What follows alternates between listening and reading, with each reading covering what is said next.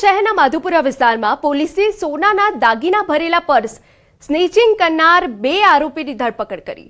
બંને આરોપી રિક્ષામાં પસાર થઈ રહેલી એક મહિલા પાસેથી 19 લાખની કિંમતના સોનાના દાગીના ભરેલ બેગ છીનવીને ફરાર થઈ ગયા હતા।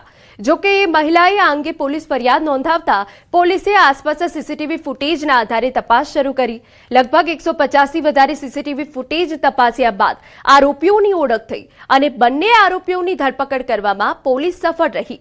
આરોપીઓ પાસેથી પોલીસે 8,50,000નો મુદ્દામાલ કબજે કર્યો। આ ઉપરાંત અન્ય મુદ્દામાલ ત્રીજા આરોપીને વેચાણ માટે આપવાનો ખુલાસો થયો, જેના માટે પોલીસ તપાસ ચાલુ। બે જણાએ એમનું એક પર્સ છીનવી અને ચોરી કરેલી હતી, ચીલ ઝડપ કરેલી હતી, જેમાં 19,43,000નો મુદ્દામાલ હતો। એમાં ફોન અને બેનના સોનાના ઘરેણા કે જે તેઓ લગ્ન દરમિયાન પહેરવા માટે લઈ ગયા હતા, એ ચીલ ઝડપ કરી અને બે જણા ભાગી ગયેલા। એ માણસ ઉપર વોચ કરી, એની ઉપર 2 દિવસ જેટલી વોચ રાખીને એ આરોપીને પકડતા એની સાથેનો એનો જે બીજો આરોપી છે એટલે સહ આરોપી એનું નામ મળેલ, એ પણ પકડી લેવામાં આવેલ અને એમની પાસેથી 8,50,000 જેટલી એમાઉન્ટ અત્યારે રિકવર કરી છે। અને જે ત્રીજો એમનો સાથીદાર છે કે જેમાં બાકીનો માલ એને આપવામાં આવેલ, એની ઓળખ પણ અમે કરી લીધી છે ને એને પકડવા માટે પણ અમારી ટીમ કાર્યરત છે। સમાચાર સુરતમાંથી કેન્દ્રીય જળશક્તિ મંત્રી સી.આર. પાટીલના જન્મદિવસે આજે ઉજવણી થઈ રહી છે।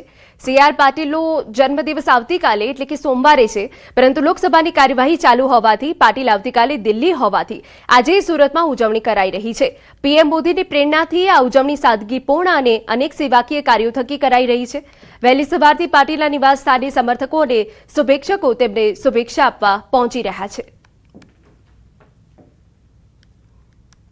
अलग अलग संस्थाओं ने अलग अलग सेवाकीय प्रवृत्तिओं द्वारा गई काले नानपुरा में एक कार्यक्रम करवामां आव्यो हतो।